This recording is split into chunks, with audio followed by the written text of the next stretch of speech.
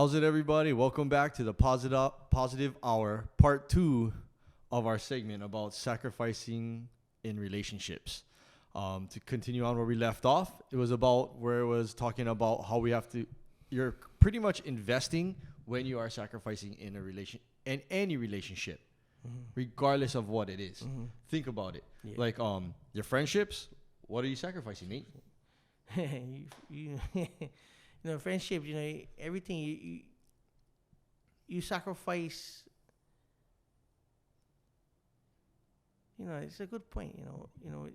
What do you sacrifice? When you think about it. When you think about the things of making. Oh man, I got you. Sorry. No, right there. I'm gonna throw you something right here, and you're gonna be like, oh yes. So think about this. It was funny. In a relationship, me and Nate could go off on a tangent on what is sacrificing. But with your friendships, it's kind of like, what am I sacrificing? Now, if we to flip this role to make it where you were with your wife, you would now see that it's very similar. The only thing is, with your friends, you are less likely to have a censorship. You're gonna tell them you suck. You're not gonna tell your partner right off the bat you suck. You would kind of more maybe ease into it. But to answer the question, what do you sacrifice when you have your friendship? It's pretty easy. You're sacrificing time. Yeah. And your ear. Yeah. And you're gonna take on the burden because that's your friend. So you're gonna hear the problem. You're gonna try to give that. Now, the same thing applies to a relationship. As I was just thinking about it, as I asked that same question, I was like, well, it's the same thing. It's just your friends. I mean, when you're younger, you see them almost every day. Yeah. But you're not living with them. When you get older, you see them every once in a while, which I've been trying to do is communicate with my friends and try to see them and cruise with them. Not every day, but at least stay in touch with them, because as we get older, you tend to just not have anybody around except for your family. And you still got to have your friends. And that's where I came to tell you, when you sacrifice, it's the time. Yeah, that's true. Funny he said that. Thanks. You do sacrifice your time to help your friends. Do it. If they're going through a struggle and they're going through anything that is bothering them, you could save a life. I'm sure we all have friends that some of us have committed suicide. God forbid, because they just didn't have the time. They just didn't have someone to have that open ear to them to listen. They didn't have someone to have that empathy, not sympathy now, empathy to carry them through their problems. Part of the sacrifice is you have to listen. You have to be there. You have to even when they're complaining or something, the sacrifice is listening to that.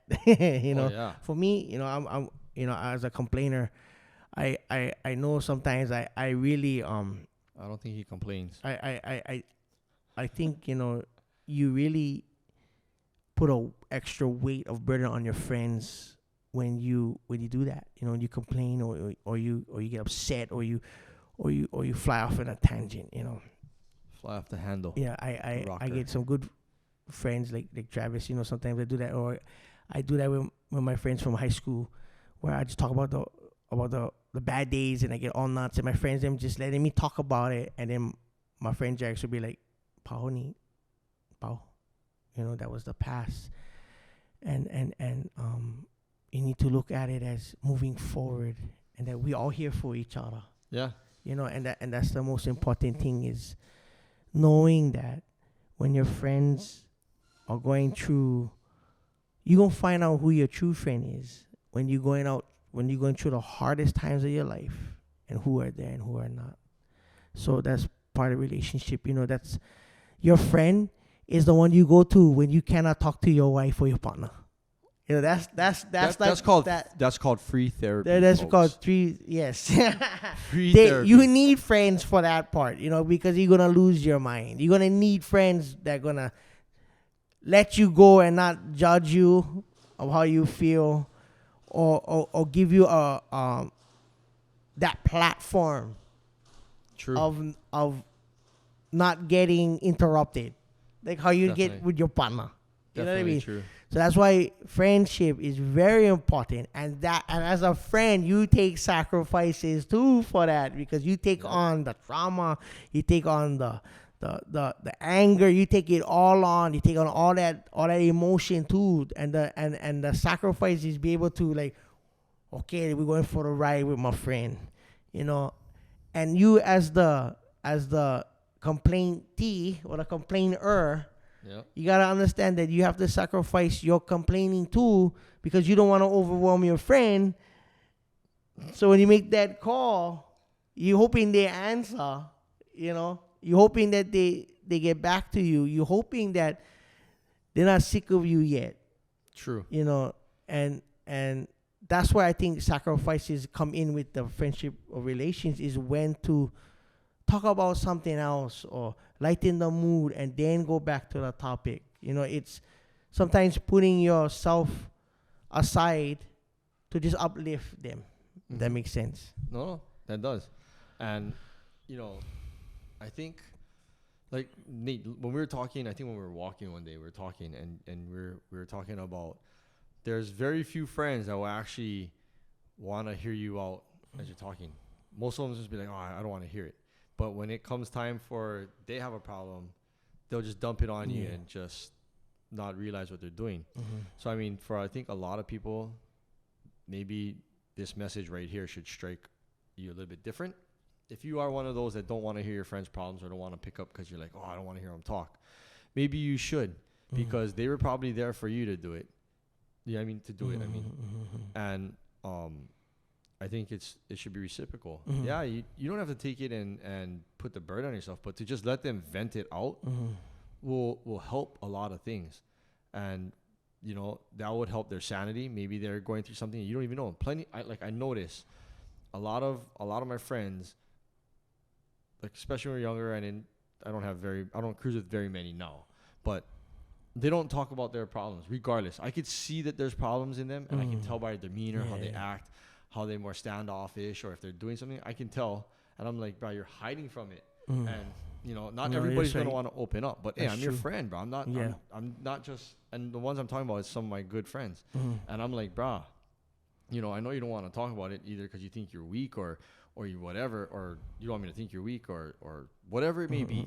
But I tell you what, I think if you have a friend that is a super good friend that will try to help you through it, especially if they're, and you can tell sincerity, bro, what's going on? Come on, let's go. Hey, try this, do this. You'll have a friend that will push you through that way. Yeah. And when you have friends that's going, bro, you sure you good? You sure you good? And you go, oh, yeah, I'm cherry. There's no problems. No, I'm good. Don't worry about it. That's the one. You already know there's things behind it. And I can see through it all. And I'm just like, dude, you're not fooling nobody but yourself. And holding it in regardless is very, very, very bad for you. Very bad. Like when I had COVID, I had the anxiety, and I remember Nate was there. He was one that helped me 100% through it. Well, and Diane too, my wife. But yeah, I mean, he was there that he could explain it to me where I would receive it, of what anxiety is and what's going to happen. And because he had COVID before me, so he's like, bro, this is what's going to come. So I said, how the hell do you stay so calm? And he's like, well, I had it with my life, so I know what to deal with it, one. And I was like, and I never had it, so I didn't know how to deal with it. And and he's the one that was there, and he was telling me. But it also came with, I was willing to tell him exactly how I felt without holding nothing back. Like, that's the way I am. Because if you used to hold it back, and I'll be like, oh, Nate's gonna think I'm a little weakling. You know what I mean? No, I never think that though. No, but you know what I mean? That's how a lot of guys will think. Oh, this guy thinks I'm weak now. It's not.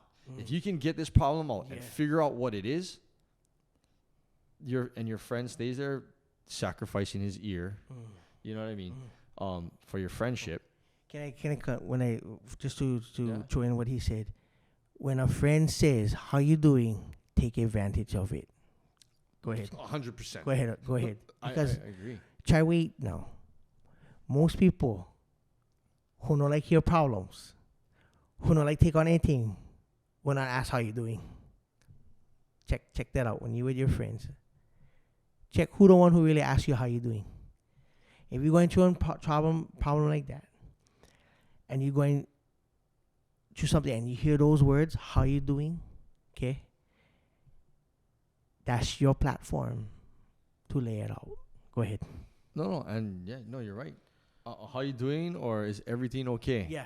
That means your friend is more. That's Key psychological. sentences to look for if you're suffering and you need to vent Yep. or talk about your problems. Go ahead. Sorry.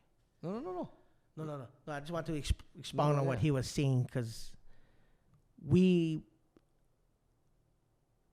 forget, we miss those lines sometimes, Oh yeah. you know, and we miss those cues, you know,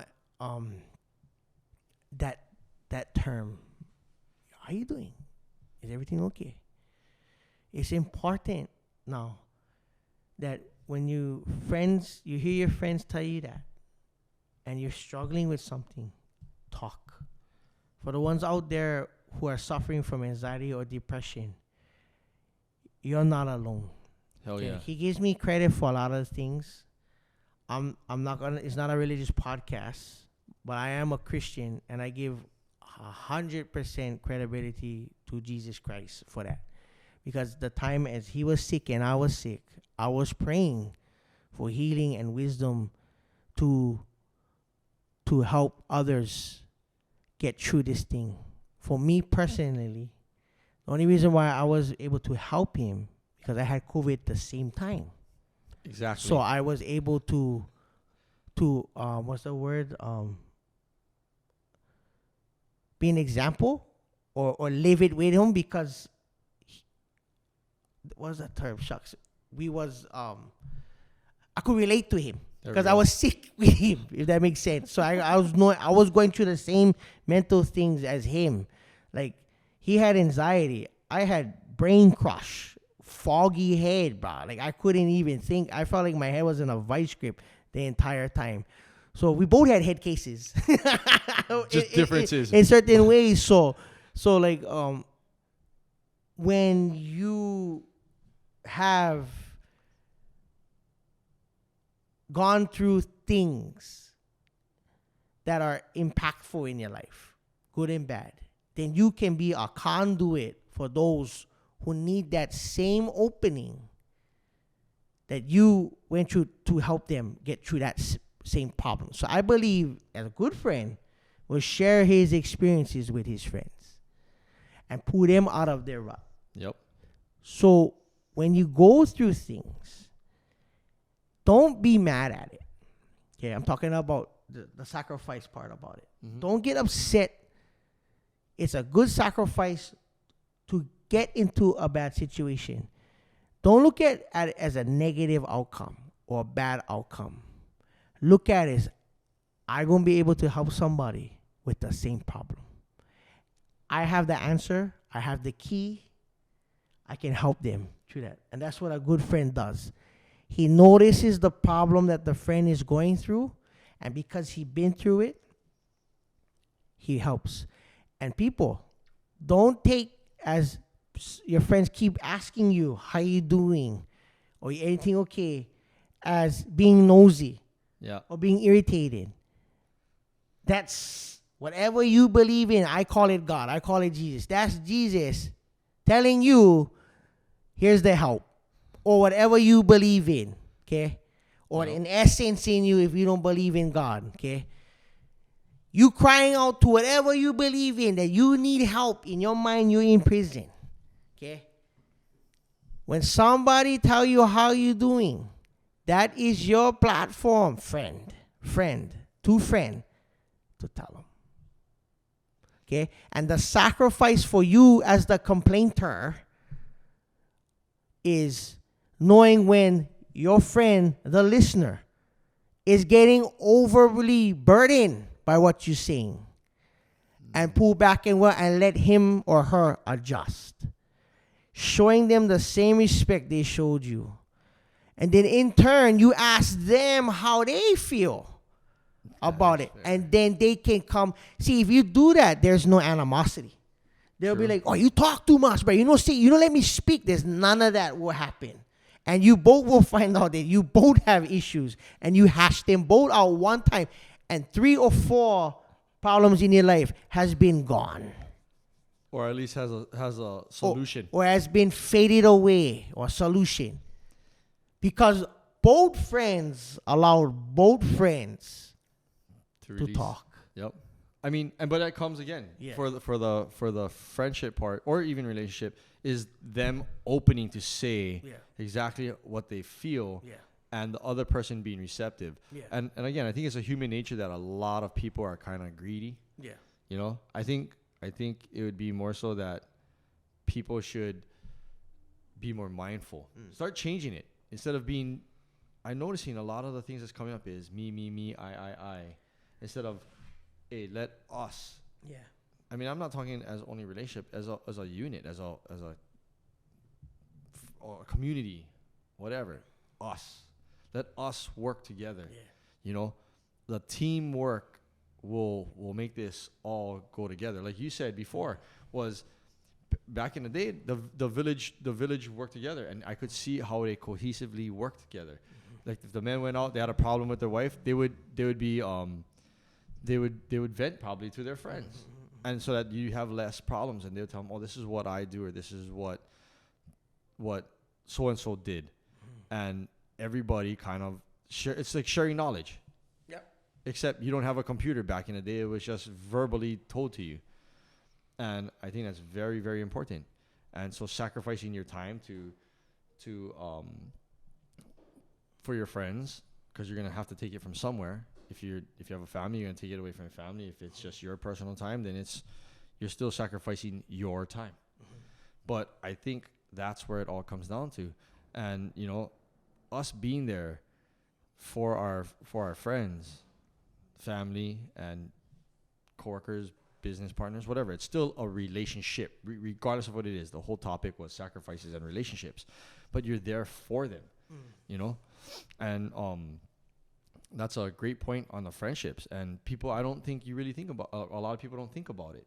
I think they just kind of, I didn't know I was sacrificing something. Well, guess what? When you're going to lunch or dinner with your friends or whatever, especially like when women do that. Oh, we're doing a ladies' night or dinner date or whatever.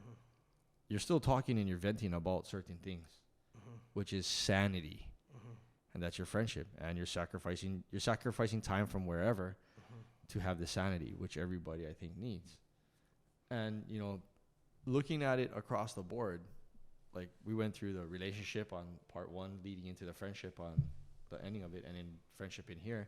But then you take it to where it goes to work. You could call it a coworker, your friend, a business partner, business. I know this person through doing business.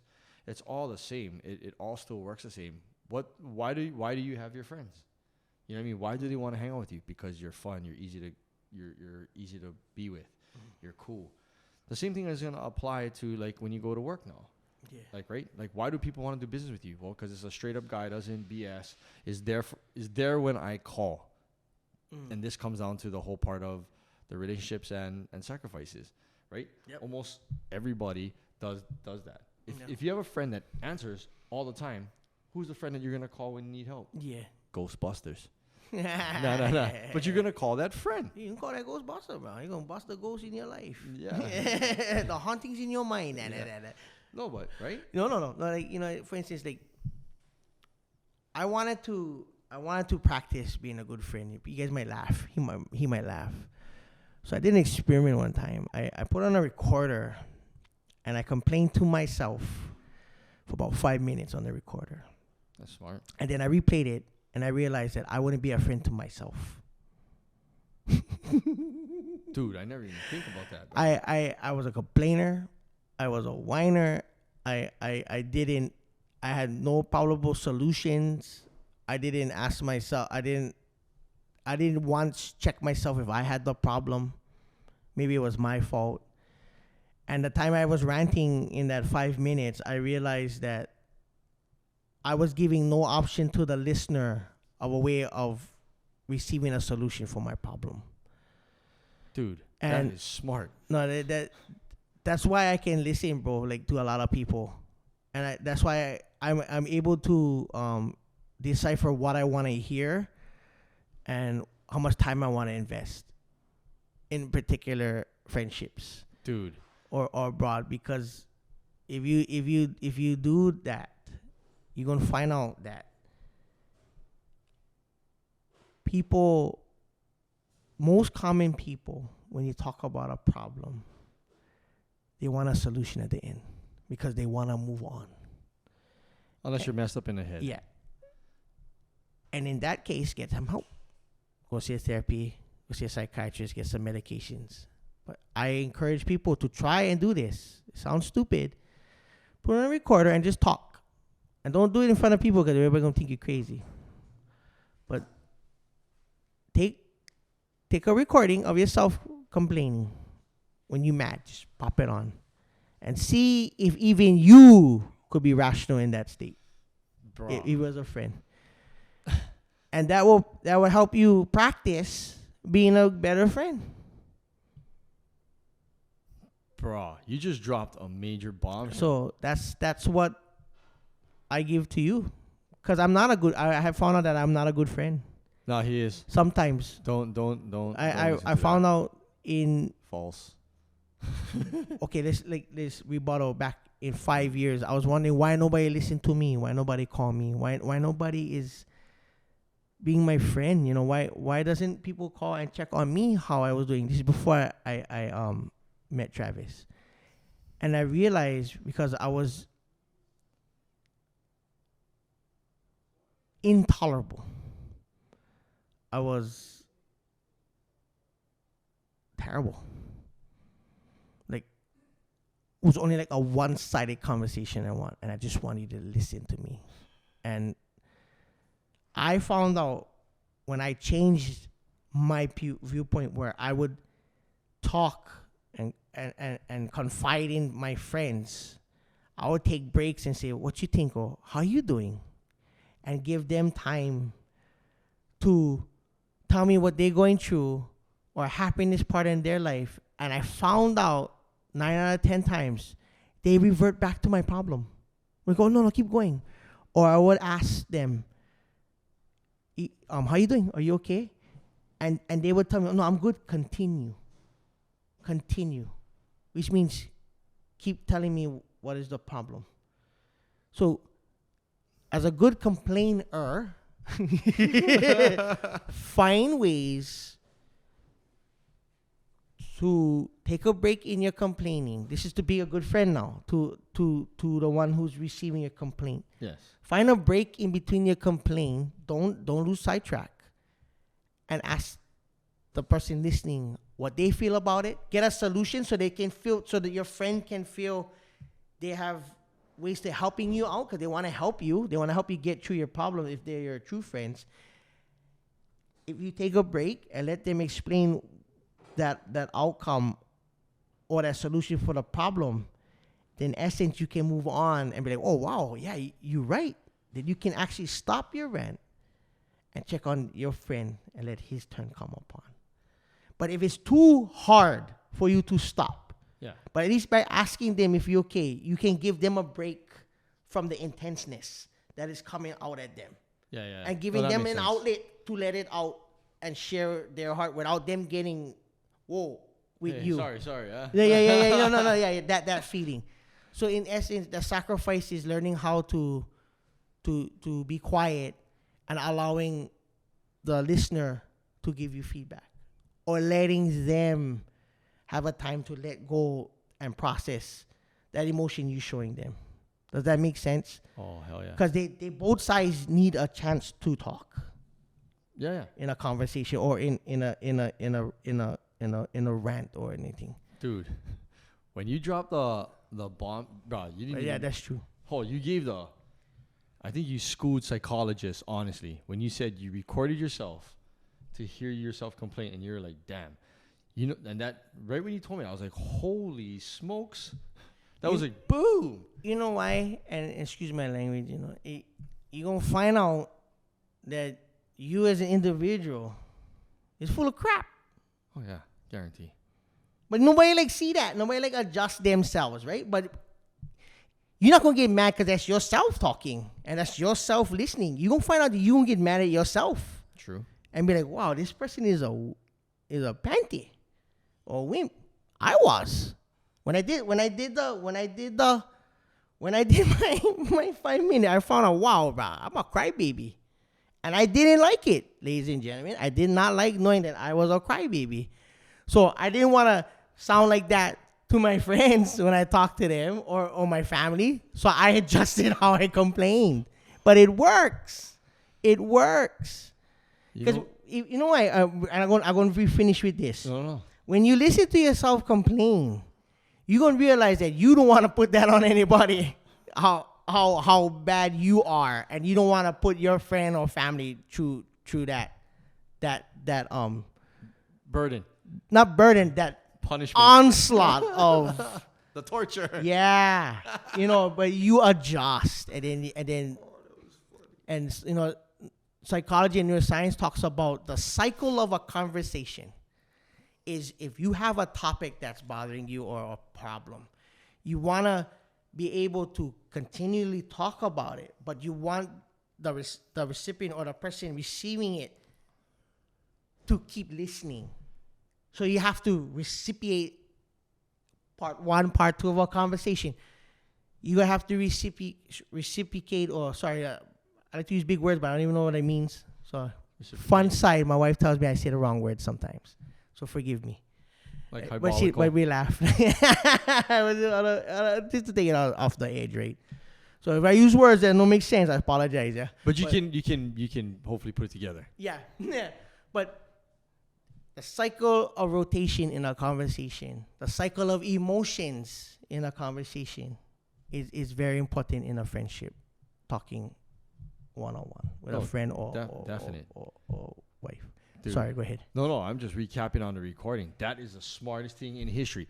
I think what would be a great idea, and I guarantee it's hard, but I think when you would go talk either to your friends or maybe even your wife or even people you're at with work, if you're having a conversation or a debate or argument or you're about to, I think turning on that recorder and recording that whole thing to hear how it sounds, because a lot of times I notice that when our other halves talk to us, they're like, "Oh, I didn't say it like that." And you're like, "No, the way you're looking at me means it this way." And I think if we say I think it's just maybe a defensive part of us that does that. But I think if we was to record it to hear how it's said on the tone-wise, the tonality would be a big part to hear what the hell we are doing and making what is our lack of whatever we're doing. You know what I mean? I mean, holy smokes, dude. That was, I never thought about that. To record yourself when you're and do that. I think that's like a great idea. Super good idea. Because then it actually makes you look at yourself on it, and then you can see what you're putting other people through. But again, how many people is willing to actually look at themselves and do that? That's the question. Like, you know what I mean? Like, most people are not. Well, I know for a fact it's probably like 80% probably will not want to look at themselves and try to make a correction. They're not going to.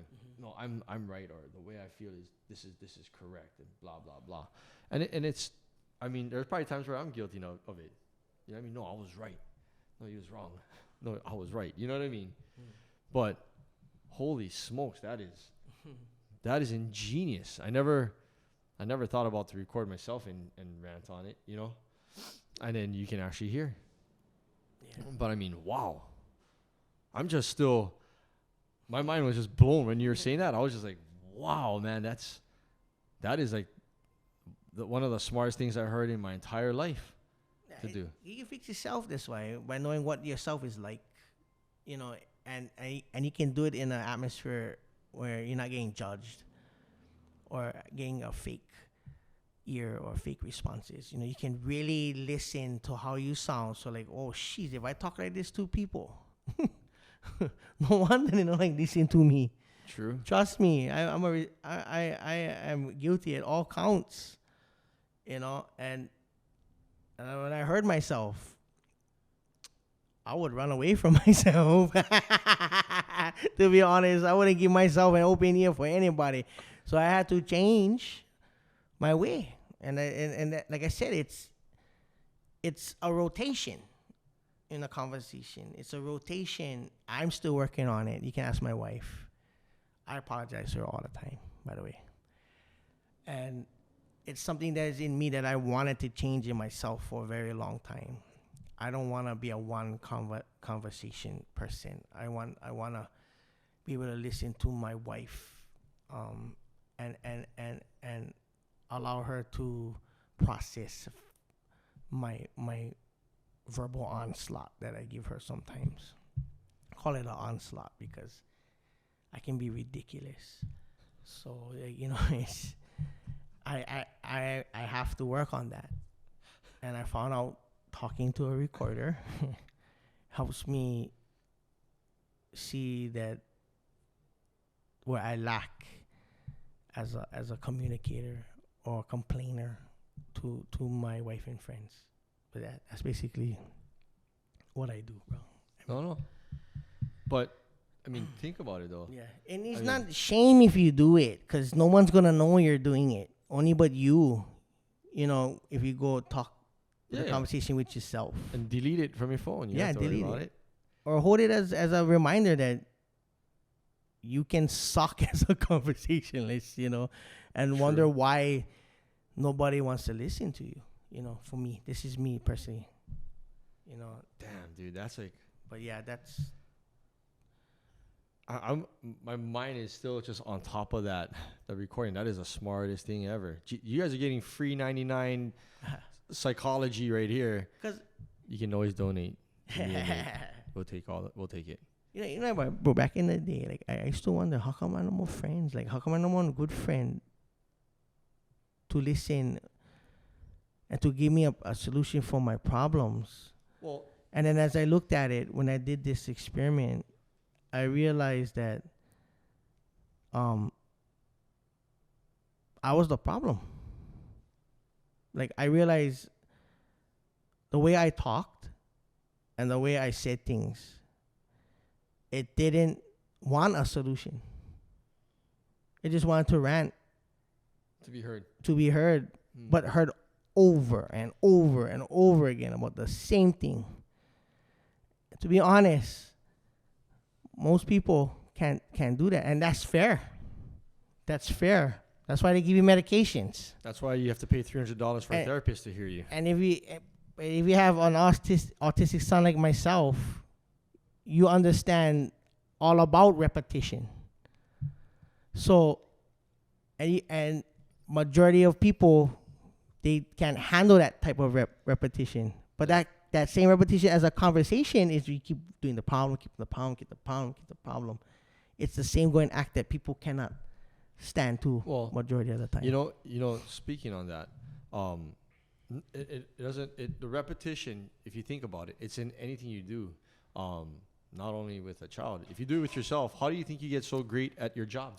Yeah. It's repetitiveness. Yeah. How do you think actors get good or musicians? It's not because they just came up and was like, oh yeah, here we go, I'm just great at it. I mean, there's one-offs that will happen, but 99% of people, 99.9999%, think about it. When we first played music, we had to do repetition all the way for hours and hours and hours on end, and that comes into everything else, on pretty much almost everything.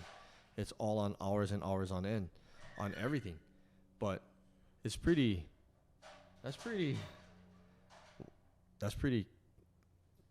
on point. Like I said, I'm pretty much speechless on the. Once you said the recording, I think that would solve 99.9% of almost everything, because then you would be able to hear yourself out and what you sound like when you're in a relationship, and then you would know what to sacrifice in that time, or what you would want to sacrifice in that time. Holy smokes. I mean,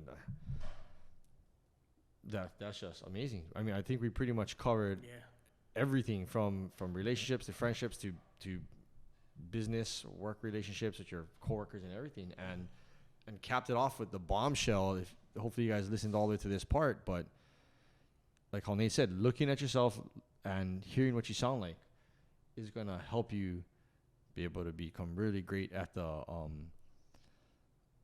sacrificing relationships. And also we can on a fast note is, if you read the 5 love languages, that will help you understand your partner, and it can also help you understand other people. It doesn't have to be only with your partner, because if there's gift giving or words of affirmation and all those other parts besides physical touch, or sometimes even some guys like, hey, good job, and that is still physical touch regardless of what you want to look at it, but that can also help you understand and motivate people or be on their side. And then the other one was the four it's like the four traits of, I forget it is. It's a 4 animal thing. We'll cover that later, but there's like an owl, dove, eagle, and parrot, and that also tells you about how people are. But beyond that point, that's just all killer with all that stuff, you know. Like, yeah, I just want to leave you guys with that note. And again, Nate's bombshell of record yourself, listen to yourself, because then you're gonna know what you sound like. And you can either choose to grow, or you can delete it and be like, that's not what I sound like. Or you could be just so infatuated with yourself, you think you sound great. It can be those 3 things. But if you're open-minded, you're going to look at it in a different aspect. You get open-minded, not as a narcissistic way. Because then you negate you erase stuff when you did it or you listen to it. But yeah. But with that being said, thank you for tuning in to the part 2 of the Sacrificing Relationships. Hope you guys have a good one, and see you guys next week. Aloha. Gee.